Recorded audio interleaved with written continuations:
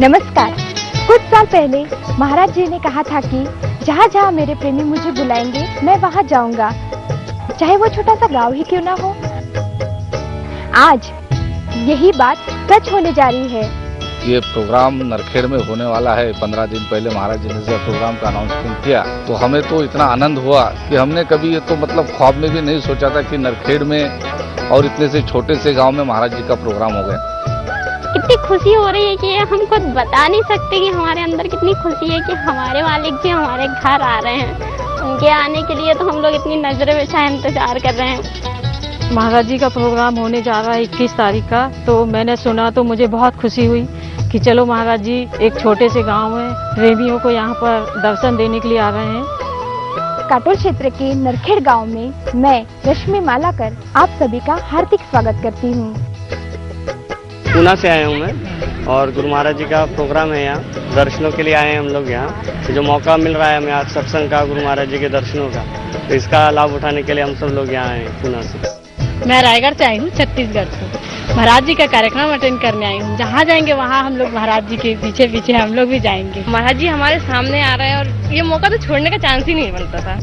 महाराज जी को सुनने के लिए आई हूँ, उनके सत्संग को सुनने के लिए आई हूँ, क्योंकि महाराज जी इतने दूर से आ रहे हैं, विदेश से हम लोग के लिए। पहली बार आ रही हूँ कार्यक्रम में, तो बहुत ज्यादा उत्साहित हूँ, बहुत ज्यादा मिलने की इच्छा हो रही है महाराज जी से और देखना चाहती हूँ क्या है। और बहुत कुछ मेरी जो अंदर की और बहुत सारी जो फीलिंग्स हैं उसको और क्लियर करने के लिए आई हूँ। महाराज जी का बहुत बहुत धन्यवाद करना चाहती हूँ कि वो हमारे इस छोटे से गांव में हमारे घर में पधारे हैं। इंतजार है बस इस चीज का कि कब महाराज जी हमारे सामने आए और उनका दर्शन ले सके। हम भी यहाँ आए हैं समझाने के लिए और ये बताने के लिए कि सचमुच में तुम कितने भाग्यशाली हो कि तुमको ये ज्ञान मिला है। अभी कुछ दिन पहले हम आए दिल्ली से जयपुर। तो जब हम आए जयपुर तो काफी गर्मी थी और लोगों ने शर्ट पहन रखी थी। उसके बाद एक प्रोग्राम हुआ नगौर में, वापस आए, दूसरा प्रोग्राम होना था सवाई माधोपुर में। इस बीच आप सब लोगों को मालूम होगा कि बंबई में आया साइक्लोन, और जब साइक्लोन आया तो उधर जयपुर की तरफ जाने लगा, उधर दिल्ली की तरफ जाने लगा, तो बहुत ठंडी भी हो गई जयपुर में, बारिश भी पड़ने लगी। तो हमने देखा कि जो लोग थे वहां रहने वाले, उन लोगों ने जैकेट पहनना शुरू कर दिया। और उसके बाद और भी लोगों को देखा तो कोई शॉल, कोई कंबल, प्रोग्राम में भी कंबल लेके बैठे हुए हैं, शॉल लगाया हुआ है, ये है वो है। और उसके बाद फिर वो सिस्टम जो था साइक्लोन वो चले गया, तो धीरे धीरे धीरे धीरे गर्मी फिर बढ़ने लगी। और कल मैं प्रोग्राम कर रहा था जयपुर में, तो आश्रम में तो मैंने देखा कि लोगों ने जैकेट नहीं पहनी हुई थी। तो सोचने की बात है कि अखबार में तो कोई न्यूज ऐसी नहीं आई कि भाई आप अपनी जैकेट पहनो, या किसी ने कहीं रेडियो पे एडवर्टाइजमेंट नहीं दिया कि तुमको जैकेट पहननी है। अचरज की बात यह है कि इन लोगों को कैसे पता लगा कि जैकेट पहननी चाहिए? किसने बताया?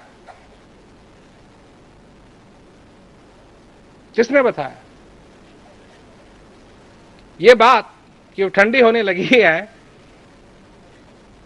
शरीर तुमको अपने आप बताएगा। तुमको शास्त्र पढ़ने की जरूरत नहीं है, तुमको टेम्परेचर देखने की जरूरत नहीं है। ये नहीं है कि क्या तापमान है। और जब आ रहे थे जा रहे थे जयपुर एयरपोर्ट पे एक तापमान का मीटर लगा हुआ था, तो जब भी आए जाएं उसमें एक ही नंबर था, 10। मैंने कहा देखो ये है टेक्नोलॉजी। अमेरिका में भी होते हैं ऐसे, पर ऊपर नीचे जाते रहते हैं, सवेरे से लेकर शाम तक ऊपर नीचे जाते रहते हैं। और यहां जयपुर में लगा हुआ है, सम टेम्परेचर दिखाता है। 10 डिग्री नहीं था टेम्परेचर, तो हम मजाक कर रहा था मैं। कहने का मतलब अगर वो टेम्परेचर मीटर कहे कि टेम्परेचर 30 डिग्री है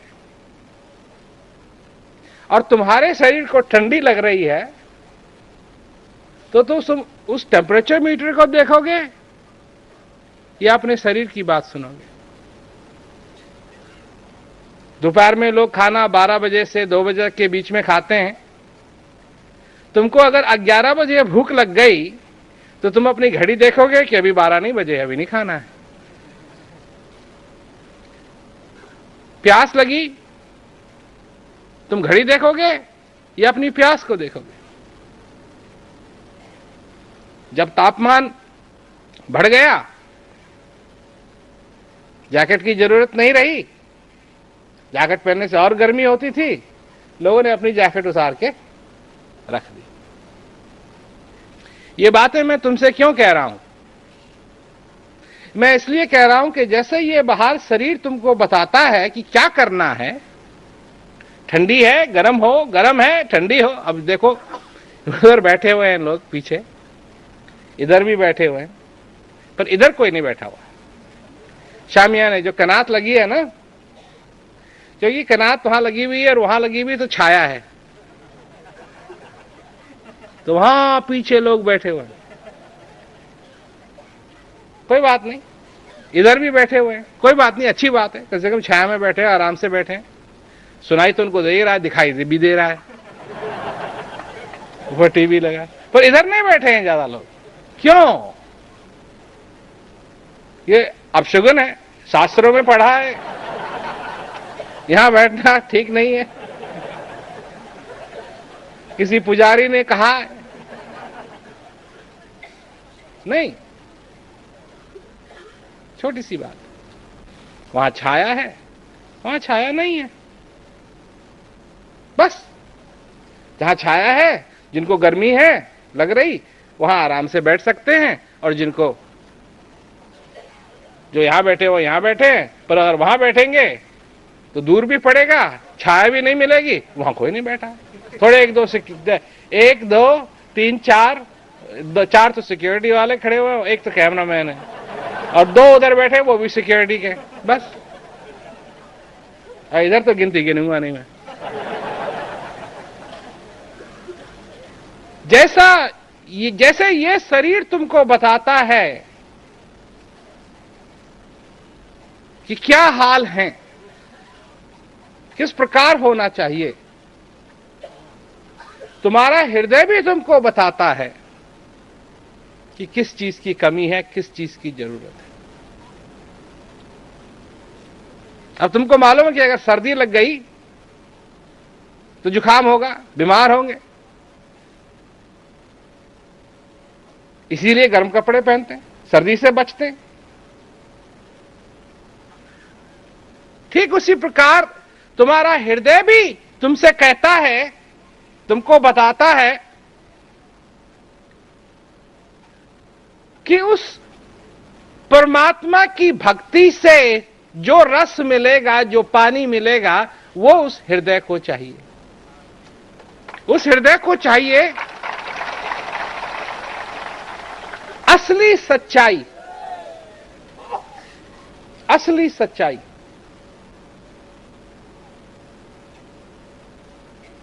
हृदय विश्वास नहीं करना चाहता है, हृदय मानना नहीं चाहता है, हृदय जानना चाहता है। जानना, जाने बिन न होए प्रतीति, बिन प्रतीति होए नहीं प्रीति। इस दोहे में ये नहीं कहा है माने बिन जाने बिन। जानना कि सत्य क्या है, कि जिस सत्य की तुमको तलाश है, तुम्हारे दिमाग को नहीं, तुम्हारे दिमाग को चाहिए कहानियां, तुम्हारे मन को चाहिए कहानियां, तुम्हारे मन को चाहिए मनोरंजन, मनोरंजन। तुम्हारे हृदय को इस बाहर के मनोरंजन से कोई दिलचस्पी नहीं है।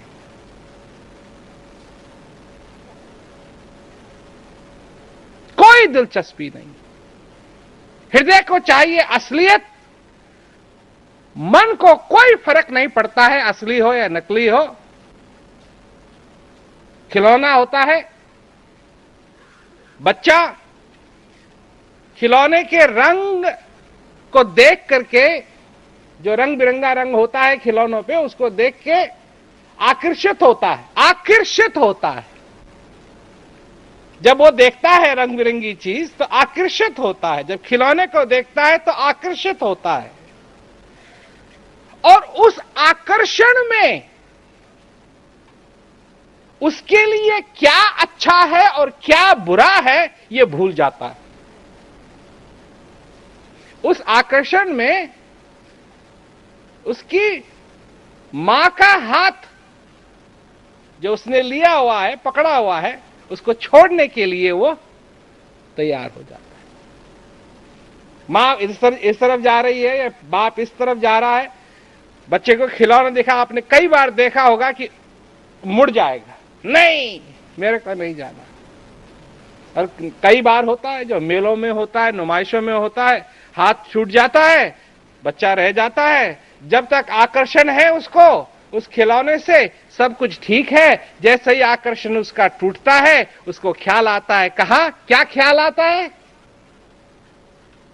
मेरा पिता कहां है, मेरी मां कहां है? और फिर क्या करने लगता है? हाँ हाँ, तो मालूम है तो बोलो ना, क्या बात है, शर्म क्यों आती है?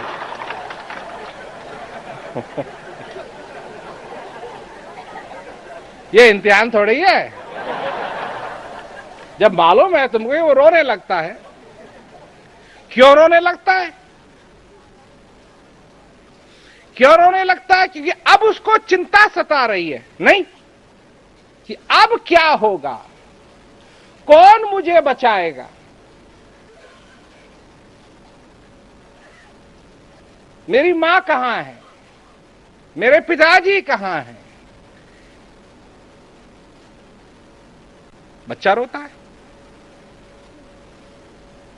क्यों रोना हुआ?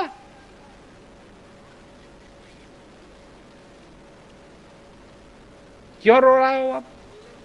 हाँ, मेले में गया, बोलो बोलो, अगर मालूम है तो बोलो, ऐसी क्या बात है? तो पास फेल की बात थोड़ी है, मालूम है।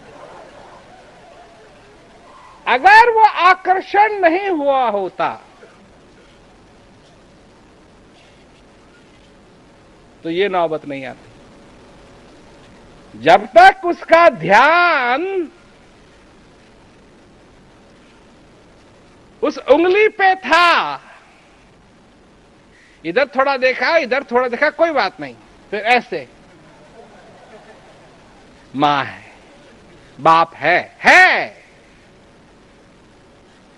उंगली पकड़ी हुई है, मां कहीं भी देख रही है, बाप कहीं भी देख रहा है, बच्चा है पकड़ा हुआ, वो देखता है, उसको मालूम, मानना नहीं, जानना। ये जानने मानने में गड़बड़ हो जाती है यहां। जब तक वो जानता है कि है, उसको रोने की जरूरत नहीं है। पर जब वो आकर्षित हो जाता है और उसका ध्यान बट जाता है, तो आकर्षण में वो मानता है कि अभी भी मैंने हाथ पकड़ा हुआ है, जानता नहीं है, मानता है नहीं, यही तो होता है ना। तो ठीक है, जब तक मैंने हाथ पकड़ा हुआ है मैं आकर्षित हो गया अगर खिलौने से, तो क्या बड़ी बात है। पर ये मानना हो गया, अब जानना नहीं होगा। और जब जानने की नौबत आती है तब वो ऊपर देखता है। ऊपर देखता है तो जिसको देखना चाहिए वो नहीं दिखाई देता है। वो नहीं दिखाई देता है तो फिर दिल करता है धक धक धक धक धक धक धक धक धक धक, और फिर वो विचलित होता है, दुख होता है और रोता है। इस बात से आप लोग सहमत हैं? अच्छी बात। तो जब तुम्हारी रोने की नौबत आती है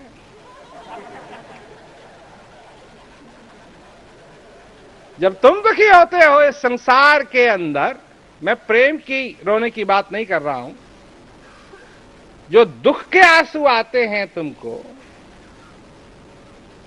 जो दुखी होते हो तुम इस संसार में,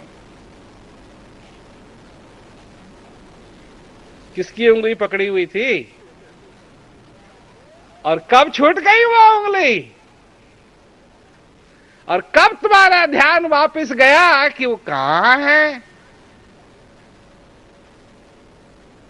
जो परम पिता परमेश्वर की उंगली को पकड़ के चलता है और देखता रहता है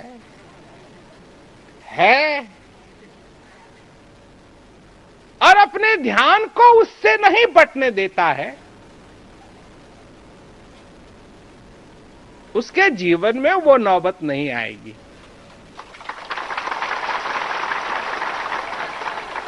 पर जो अपने को माया में बहने देता है,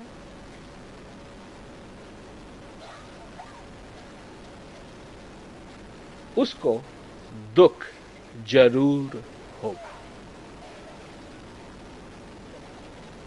अब दुनिया के लोग हैं तो कोई तीरथ जाता है, कोई कहीं जाता है, कोई कहीं जाता है, कोई कहीं जाता है, तो कहीं जाता है, तो किसी ज्योति के पास जाता है। काय के लिए? दुख से बचने के लिए। तो उसको कोई विद्या सिखाता है, कोई कुछ सिखाता है, अब ये मंत्र पढ़ो, अब ये कर दो, अब वो कर दो, अब 4 गऊ को रोटी खिलाओ, क्या कहते हैं 5 महात्माओं को दान करो, ये करो, वो करो, वहां जाओ, अपने सिर पे गंगा में नहाओ, ये करो, वो करो। पर ये कोई नहीं कहता है कि भैया तेरा रोना शुरू हुआ उस समय जब तेरे को एहसास हुआ कि जो बचाने वाला तेरे को है नहीं, जो सुरक्षा देता है, जो तेरे को सचमुच में प्यार देता है, जिससे जो बच्चे का प्यार माँ बाप के लिए होता है, कि जब उसकी संगत में, अपनी माँ बाप की संगत में जब लड़का होता है, बच्चा होता है, तो उसको डर नहीं रहता है। अजीब बात है नहीं, डर नहीं रहता है, डर खत्म उसका। एक बार मैं खेल रहा था एक बच्चे से, तो एक तरफ उसकी मां थी, एक तरफ वो था, और एक तरफ कमरे के मैं खड़ा था। तो मैंने उसको कहा मैं पकड़ूंगा तेरे को। तो उसने देखा अपनी मां को, मुस्कुराया, मेरी तरफ देखा, मैं पकड़ूंगा तेरे को। भाग के गया वो अपनी मां के पास, और पर उसको डर लगा, मैं आने लगा उसकी तरफ तो डर लगा उसको, वो भाग के गया अपनी मां के पास। जैसे ही अपनी मां की बाह में आया, हंसने लगा, बड़ा खुश हो गया। और ये खेल वो खेलना चाहता था, मतलब 1 सेकंड में दुख हो रहा है और 1 सेकंड में हंस रहा है, 1 सेकंड में डर लग रहा है, 1 सेकंड में हंस रहा है। पर अगर उसकी मां वहां नहीं होती और मैं कह देता, ये तो ऐसा चीख चीख के चिल्लाता कि पूछो मत। और जैसे ही अपनी मां के बाहों में चले गया, हंसने लगा। तुम्हारा भी एक पिता है जो तुम्हारे अंदर है, परम पिता परमेश्वर। जब तक तुम उस तुम्हारे हृदय में स्थित जो परम पिता परमेश्वर है उसकी संगत में हो तो तुमको डर नहीं लगेगा। हंसोगे, हंसोगे। अब बच्चा तुम्हारे पास भी हो और तुम भूत प्रेत की बात करने लगे उस बच्चे से, क्या कहेगा वो? मां। ये नहीं कहेगा कि ये मेरे को मत बताओ भूत प्रेत पिशाच के बारे में, पर ये कहेगा मां। और जैसे ही मां के पास चला जाएगा सब ठीक है, और मां से दूर हो जाएगा, बाप से दूर हो जाएगा। जिसको भी वो जानता है, जिसके साथ रह करके वो ये समझता है कि उसको वो सुरक्षित है। तुम्हारी सुरक्षा सिर्फ एक कर सकता है, ये दुनिया नहीं। जिनको तुम सोचते हो, मानते हो कि वो तुम्हारी सुरक्षा करेंगे, वो सुरक्षा नहीं कर सकते तुम्हारी। एक ही सुरक्षा कर सकता है और वह है परमपिता परमेश्वर जो तुम्हारे अंदर स्थित है। और जब तक उसकी संगत नहीं करोगे, जब तक उसकी संगत नहीं करोगे, सचमुच में तुमको रोना चाहिए। क्योंकि अगर उससे बिछड़ गए तो चैन कौन है? चैन, चैन समझते हो ना? चैन क्या होता है? चैन, चैन नहीं, चैन, तसल्ली कौन देगा? इस संसार में क्या है जो देगा? तो प्रेम अगर तुमको करना है अपनी जिंदगी में, क्योंकि अगर वो उंगली छूट गई तो दुख होगा।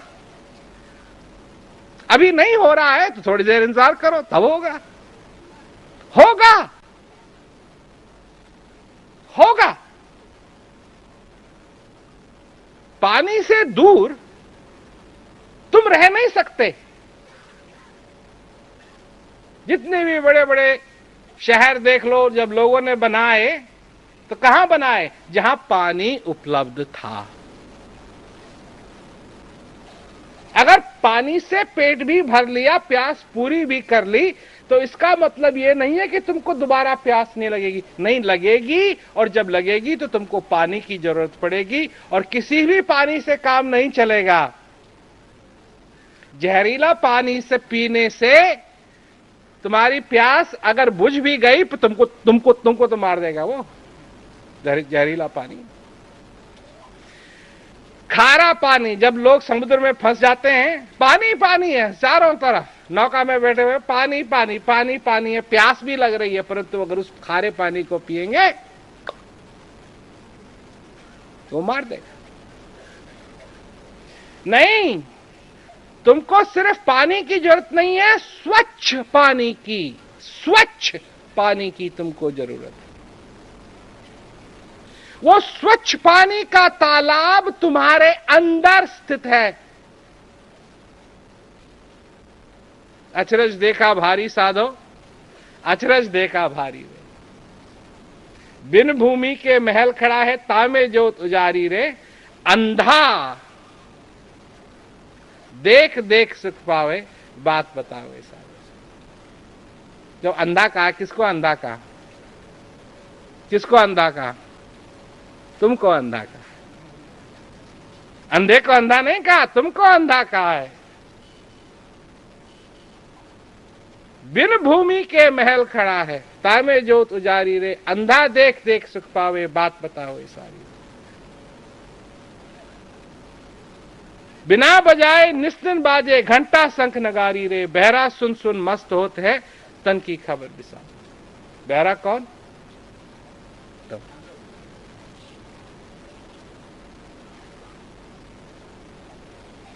तो समझने की बात है।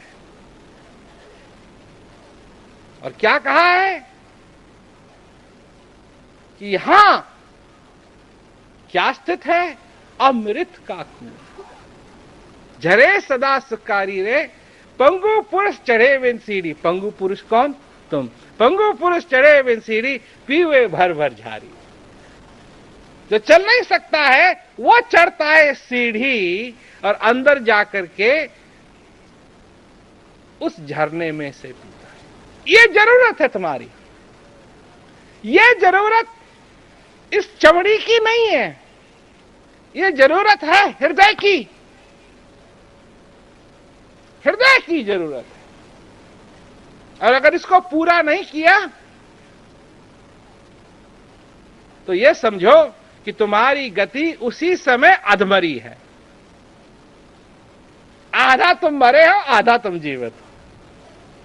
बाहर से जीवित हो, देखते हो, सुनते हो, बोलते हो, सूंघते हो, और अंदर सब खाली। दो बातें हैं।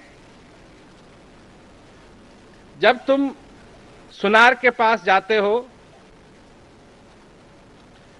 तो हीरा खरीदो या अंगूठी खरीदो या नेकलेस खरीदो या कुछ भी खरीदो सोने का, वो डब्बे में देता है, नहीं? तो डब्बा भी अच्छा होता है, देखने में अच्छा लगता है, नीले रंग का हो, लाल रंग का हो, पीले रंग का हो, सफेद रंग का हो, और उसके अंदर होता है हीरा या नेकलेस या अंगूठी। सबसे पहले एक बात सुनो कि उसके डब्बे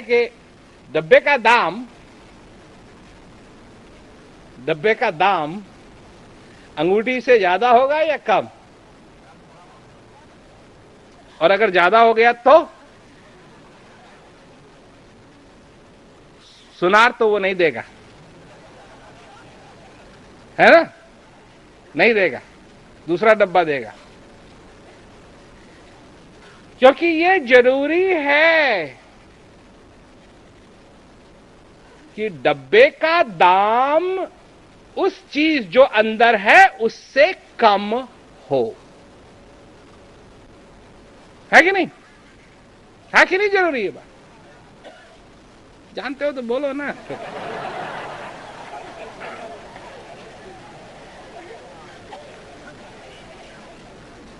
तो इसका मतलब यह हुआ कि जो उस डब्बे के अंदर चीज है वो तुमने खरीदी, डब्बा नहीं। सही बात है? गलत? अच्छा, बोलो बोलो बोलो।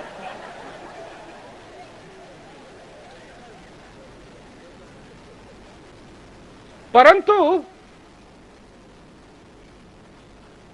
क्या तुम डब्बे मात्र को ही देख के संतुष्ट हो जाओगे?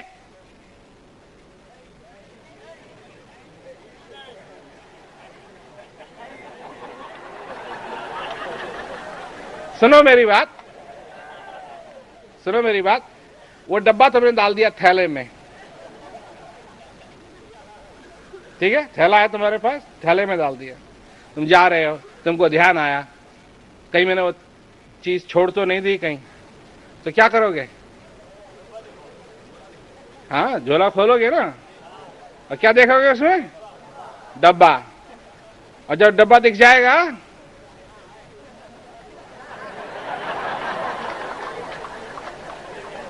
तसल्ली हो जाएगी ना। तो यार तुम ऐसे बेवकूफ कैसे हो गए? अभी तो बात कर रहे थे जो डब्बे के अंदर है उसकी, और अब डब्बा देख के तुम संतुष्ट हो गए। जब ये पहले ही मैंने समझा दिया था कि डब्बे की कोई कीमत नहीं है, कीमत है उस चीज की जो डब्बे के अंदर है।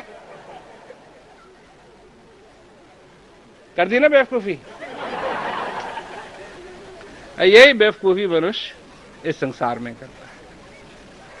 कीमत इसकी नहीं है, कीमत है इसकी जो अंदर है। तो वो उसको नहीं देखता है, ये जो बाहर दिखाई देता है इसी से तसल्ली कर लेता है।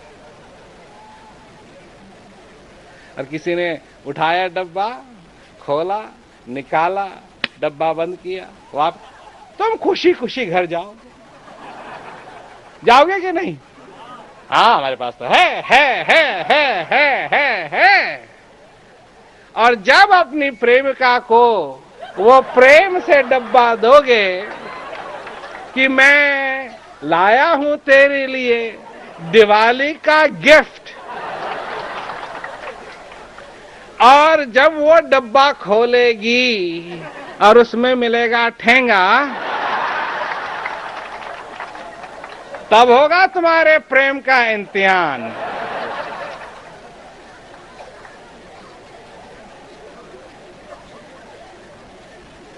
तो यही तो बेवकूफी करता है मनुष्य। मालूम है, अनजान कोई नहीं है, लोग सब जानते हैं कि इस डब्बे की कीमत जो चीज उसके अंदर है उससे ज्यादा नहीं है,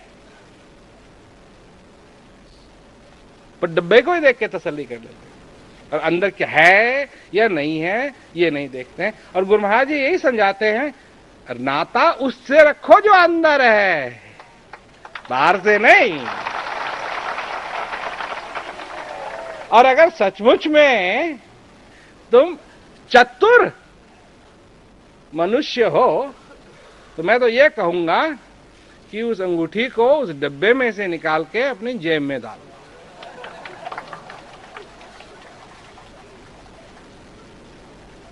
क्यों? हाँ देखो, विद्वान लोग बैठे हैं, धुरंधर विद्वान बैठे हैं। डब्बा चोरी हो गया, क्योंकि चोर देखेगा डब्बे को, कहेगा कुछ ना कुछ, चोर भी तो वही गलती करेगा जो तुम कर रहे हो। एक कहानी आती है, एक छोटा कुत्ता था, बड़ा प्यारा, तो वो अपने मालिक के साथ, मालिक उसको ले गया जंगल में। जंगल में बहुत बढ़िया जगह मिली तो वहां मालिक ने अपना टेंट लगाया।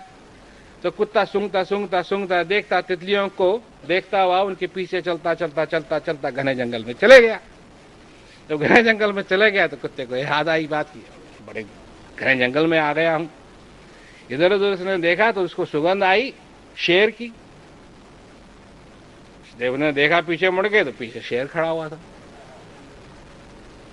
तो उसको पहले तो डर लगा, उसने कहा डरने का तो समय काम ही नहीं है, अभी शेर तो मेरे को खाने के लिए आएगा।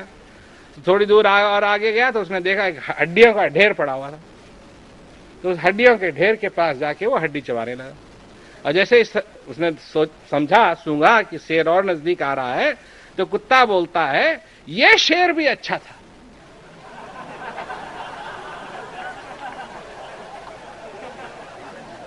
तो जैसे ही शेर ने देखा कि इतनी हड्डियां पड़ी हुई हैं वहां, ये शेर ये कह रहा है कि वो ये शेर भी अच्छा था, तो इसलिए इतने शेर खा गया है। तो शेर को थोड़ा सा संकोच हुआ, वो पीछे चले गया। इधर पेड़ के ऊपर एक बंदर था बैठा हुआ, वो सब देख रहा था। तो वो उतरा नीचे और शेर के पास गया और शेर को उसने सारी बात समझा दी। तो शेर को बड़ा गुस्सा आया, बंदर को बैठाया पीठ पे और खूब रफ्तार से उस कुत्ते की तरफ चलने लगा। जब कुत्ते ने देखा और शेर को आते हुए ऊपर बंदर बैठा है तो सोचने लगा छोटा कुत्ता। तो जैसे जैसे जैसे जैसे शेर बहुत ही नजदीक आ गया तो कुत्ता कहता है कि कहां गया वो कमबख्त बंदर, उसको आधे घंटे मैंने भेजा था शेर लाने के लिए, अभी तक नहीं आया।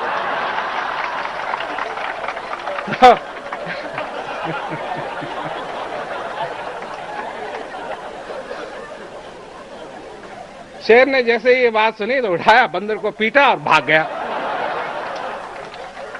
चतुराई से उस दिन कुत्ते ने अपने को बचा लिया। गुरु महाराज जी भी तुमको एक तरीका बताते हैं कि जो चीज मूल्यवान है उसको अपने नजदीक कर लो, ऐसी जगह कर लो कि चोर उसको उठा ना सके। गुरु महाराज जी कहते हैं चोर आएगा, आएगा जरूर आएगा, जरूर आएगा, जरूर आएगा। और तुम अपना जीवन पलंग पे लेटे हुए बिना सोए गुजार नहीं सकते हो कि आएगा तो क्या ले जाएगा, आएगा तो क्या ले जाएगा, आएगा तो क्या ले जाएगा। जो सुरक्षित है आए, कुछ नहीं होगा। चोर देखेगा डब्बे को चुरा के ले जाएगा और जो हालत तुम्हारी होनी थी वो उसकी होगी। कि चोरी भी की, डब्बा खोला कुछ नहीं। और जब तुमको डब्बा नहीं मिलेगा तो तुम क्या करोगे? मुस्कुराओगे, क्योंकि अंगूठी ये है मूल्यवान चीज। तुम्हारे अंदर जो ये श्वास आ रहा है, जा रहा है, आ रहा है, जा रहा है, आ रहा है, जा रहा है, आ रहा है, जा रहा है, ये है मूल्यवान चीज। ये नहीं, ये तो डब्बा है, डब्बा। और जिस दिन ये नहीं रहेगा, इस डब्बे को कोई पूछेगा नहीं। और जब तक इसके अंदर ये है, तब तक इस डब्बे की भी कोई कीमत है। उसके बाद जब ये निकल जाएगा तो डब्बे को भी कूड़ेदान में फेंक दिया जाएगा।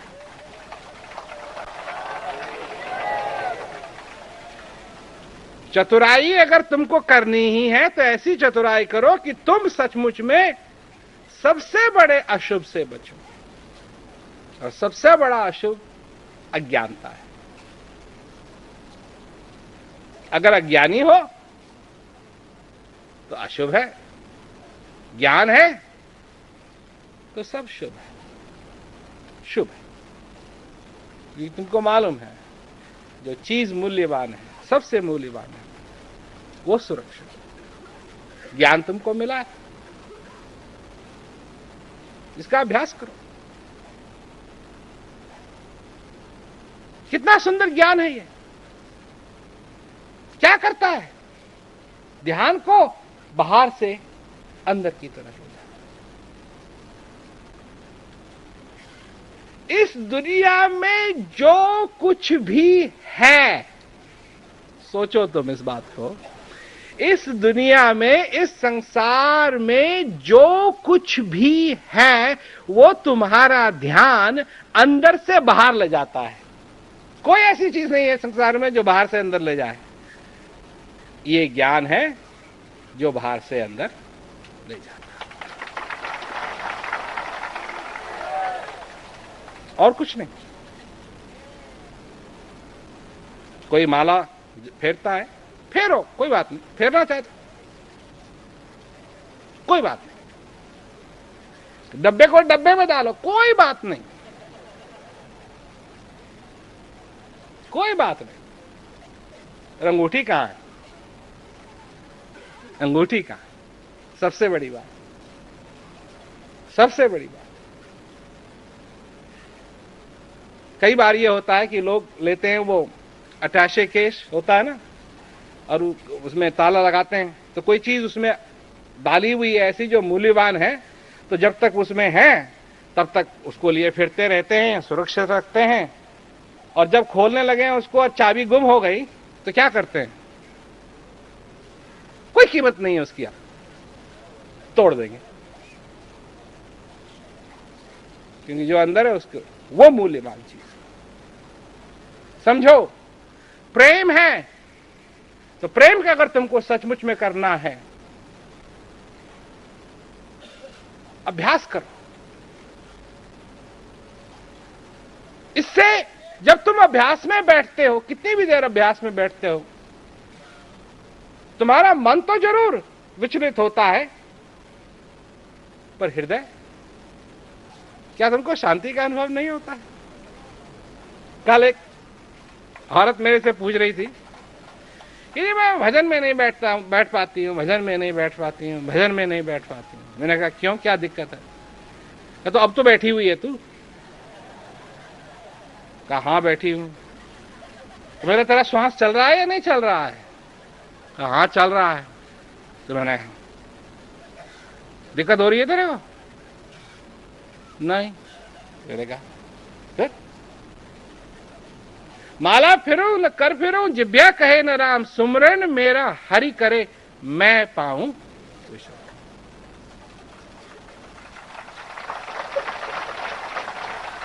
नहीं होता है, नहीं होता है, नहीं होता का तो सवाल ही नहीं है इसमें। हाँ, पर इस जिंदगी के अंदर एक बात जरूर है। क्या है वो? कि करना है तो करना है। क्या जैसे प्रेम होता है, फकीरा फकीरी दूर है। कितनी दूर है? फकीरी, फकीरा फकीरी दूर है, जितनी की लंबी खजूर है। जो चढ़े तो प्रेम रस, गिरे तो चकना चूर। बीच में नहीं रहना है। जो चढ़े तो प्रेम रस, गिरे तो चकना चूर। यह है उस फकीरियत की असलियत। समझो इस बात, करो। और अभी अभी एक प्रोग्राम और होना है चंद्रपुर में, यहीं पास में ही है, कहीं ज्यादा दूर नहीं है। यहां भी प्रोग्राम हुआ, बंबई में भी प्रोग्राम होगा। अभी बंबई वालों को नहीं मालूम है, हमको मालूम है।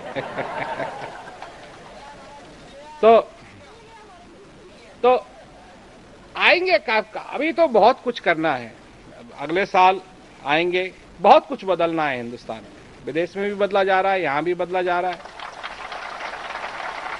बहुत कुछ बदलेंगे, सारी चीजों को सरल बनाएंगे।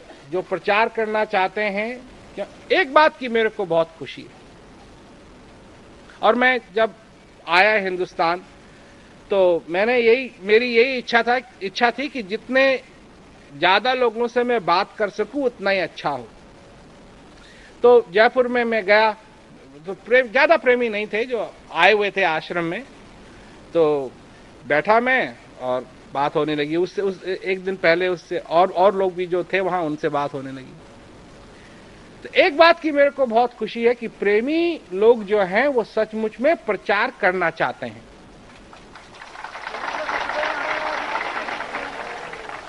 अब वो बात दूसरी है कि उनको पता नहीं कैसे होगा, या क्या उनको सहयोग मिल सकता है या नहीं मिल सकता है।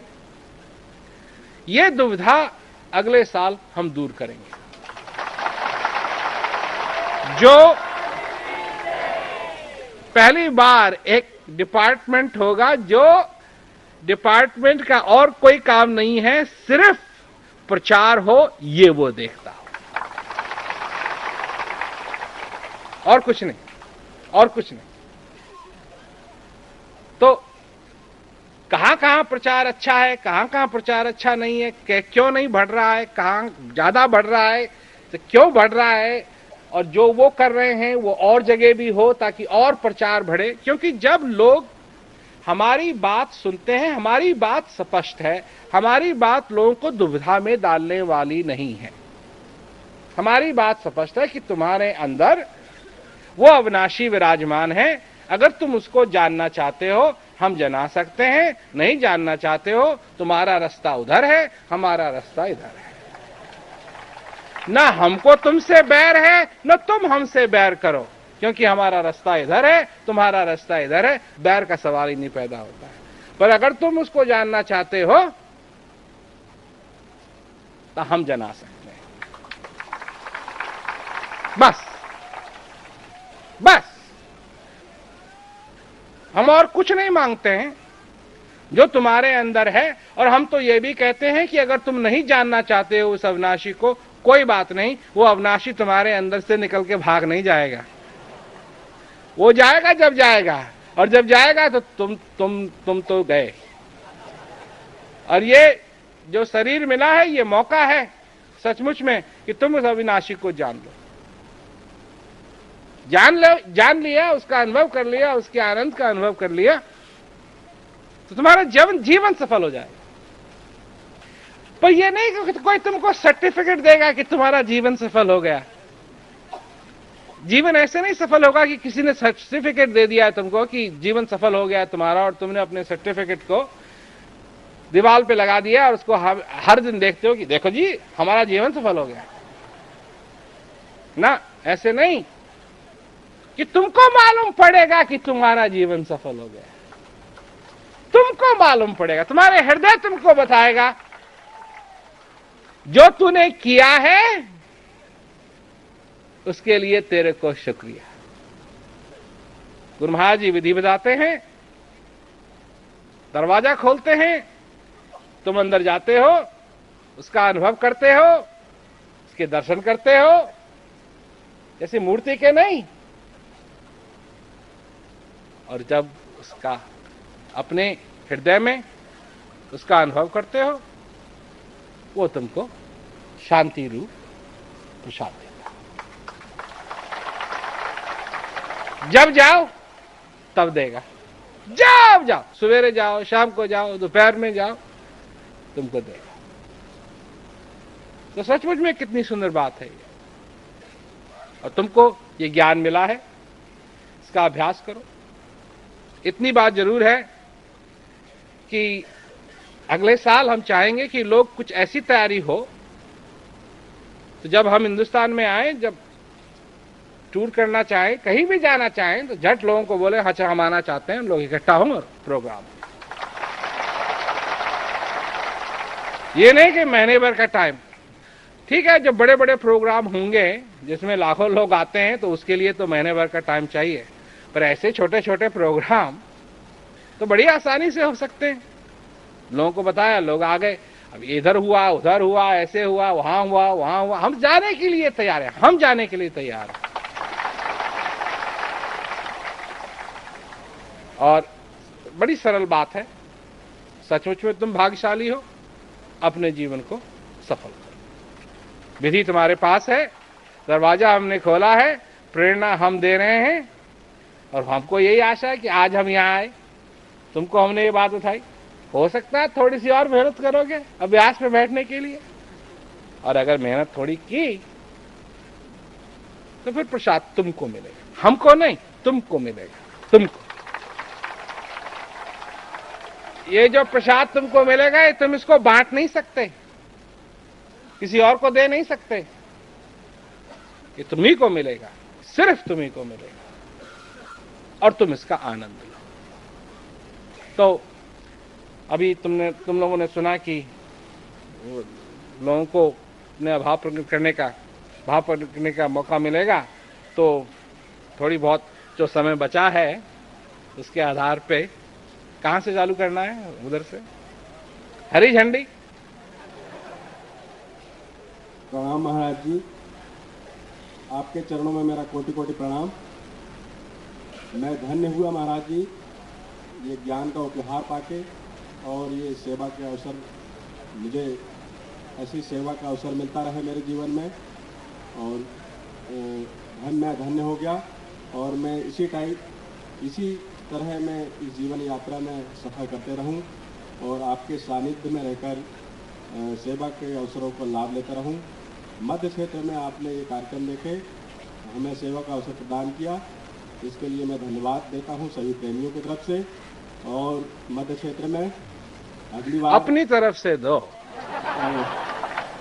तो कैसे इन सबके प्रतिनिधि बन सकते हो? छिंदवाड़ा में, ये गवर्नमेंट थोड़ी है। छिंदवाड़ा आने के लिए मैं सादर आमंत्रित करता हूं महाराज जी, हृदय से मैं आपका आभारी हूं। हाँ, कई बार लोग कहते हैं ना कि हम सब प्रेमियों की तरफ से, तो तुमको किसने बनाया प्रतिनिधि? किस इलेक्शन में तुम जीते? अपनी बात करो। गुरु महाराज जी के साथ तुम्हारा संबंध होना चाहिए।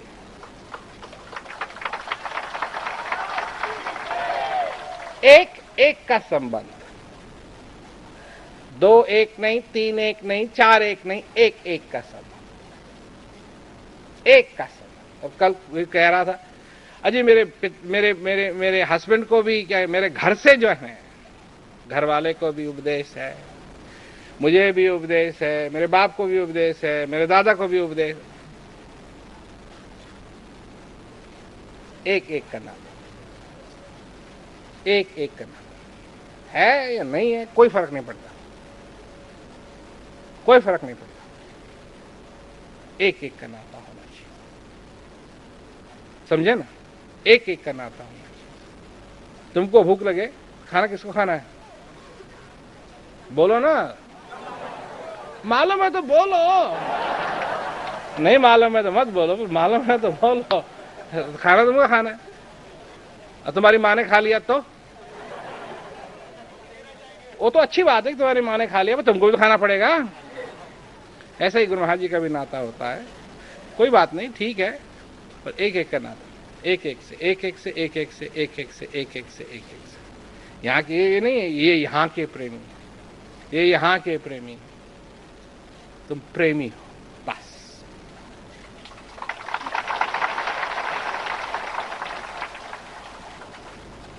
चाहे हिंदुस्तान हो, चाहे अमेरिका हो, चाहे अब हिंदुस्तान, अमेरिका, सब देशों में सिखाते हैं, बताते हैं कि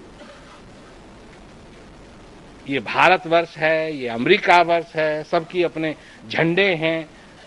ये बनाया किसने? भगवान ने या मनुष्य ने? धुरंधर विद्वान बैठे हैं।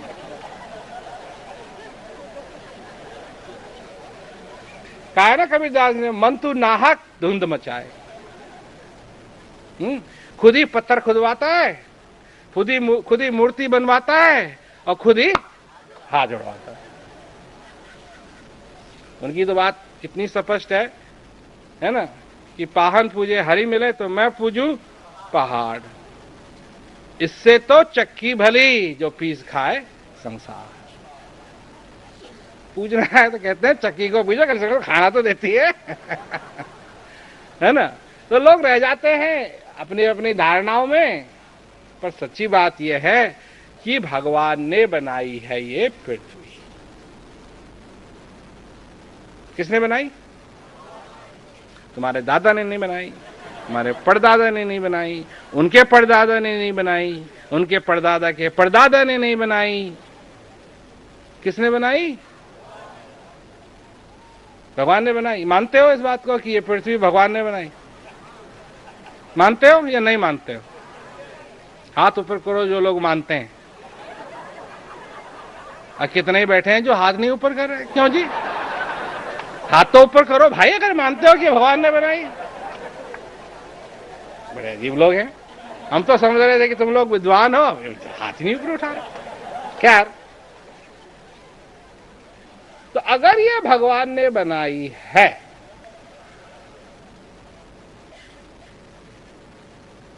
तो ये स्वर्ग होगी या नहीं? हुआ ना स्वर्ग? मानते हो?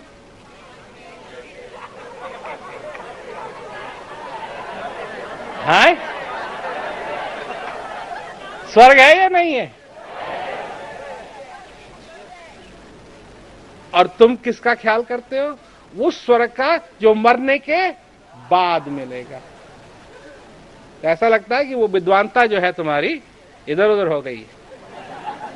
विद्वान हो तो समझो बात को कि अगर ये पृथ्वी भगवान ने बनाई है तो मानो न मानो ये स्वर्ग है।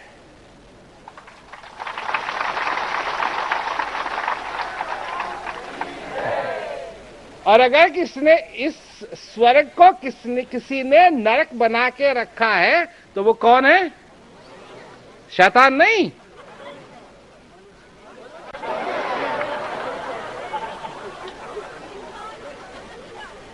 मनुष्य। उसने लगा दी लकीर, उसने लगा दी लकीर। तुम वहां के हो, तुम वहां के हो, तुम फला हो, तुम फला हो। अरे जब मनुष्य है तो शैतान की क्या जरूरत? वो ऐसा काम किया है मनुष्य ने, कहा ना कि आए कि देश से उतरे की घाट, हवा लगी संसार की हो गई 12 बाट। शैतान शैतान शैतान चिल्लाते हैं लोग। शैतान की क्या जरूरत है? यहां पहले ही ऐसी शैतानी हो रखी है। बनाया भगवान ने, अगर भगवान के हाथों से बनाया तो इससे ज्यादा स्वर्ग नहीं हो सकता। और है ये स्वर्ग, और सब कुछ बनाया है, सबको देखता है, सबके ख्याल रखता है, और मनुष्य है लकीर बनाता रहता, हर एक चीज में लकीर, हर एक चीज में लकीर, हर एक चीज में लकीर। ये मेरा घर है, ये तेरा घर है। और माया को क्या कहा है? माया क्या है? मैं मेरा तू तेरा, यही माया है। इसी में आदमी फंस जाता है, मैं मेरा तू तेरा। इसमें मत फंसो। प्रेमी हो, गुरु महाराज जी के प्रेमी हो, कहीं के भी हो, लकीर मत खींचो, लकीर मत खींचो, हैं? लकीर मत खींचो। हम कहते हैं लोगों से, अब लोग आना चाहते हैं हमारे प्रोग्राम में, आओ। अपने गुरु महाराज जी को देखना चाहते हो तुम,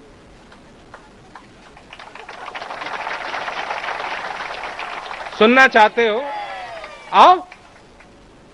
कौन रोकेगा तुम?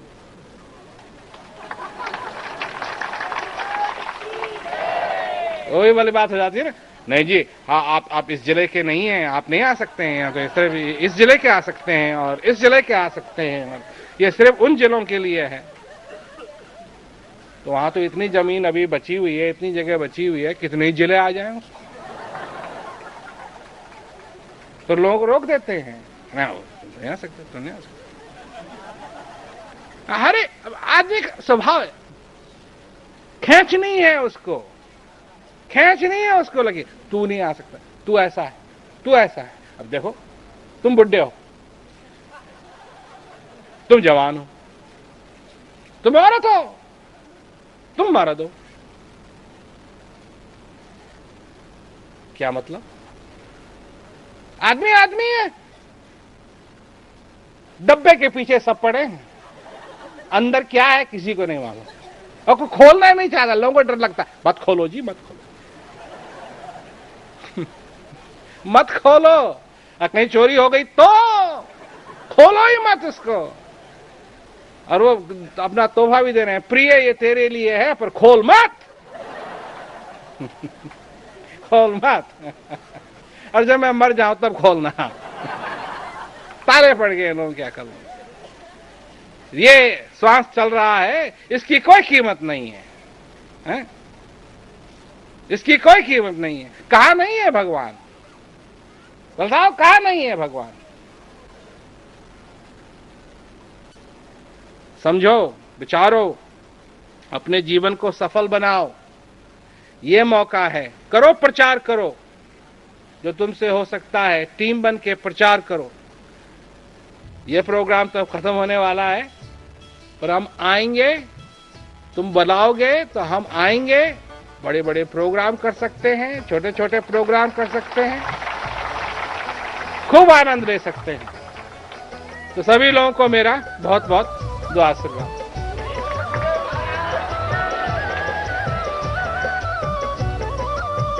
महाराज जी, मेरे नरखेड़ इस छोटे से गांव में आके बहुत कृपा बरसाए, इसके लिए धन्यवाद। आपके चरणों में मेरा कोटि कोटि प्रणाम। महाराज जी आए और काटोल क्षेत्र में आए, महाराष्ट्र में आए, हमें बहुत ही आनंद हो रहा है। प्रेमी ने मुझे बताया कि मास्टर साहब आपके ही घर में प्रोग्राम है, महाराज जी आपके घर में आ रहे हैं, मतलब अगदी ये नरखेड़ के पास में ही आ रहे हैं। ऐसा जब बोला तो मुझे इतना हर्ष हो गया, इतना हर्ष हो गया कि मैंने कहा मेरे लाला जी की और मेरी तमन्ना आज पूरी हो गई।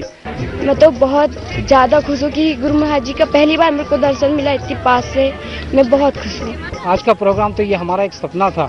आज महाराज जी ने यहाँ सत्संग का मौका देके जितनी खुशी हमें दी है, महाराज जी को बहुत बहुत धन्यवाद। महाराज जी ने सचमुच आज के इस प्रोग्राम से सभी प्रेमियों का दिल भर दिया। मैं बहुत खुश हूँ, मैं बहुत खुश हूँ इस प्रोग्राम से।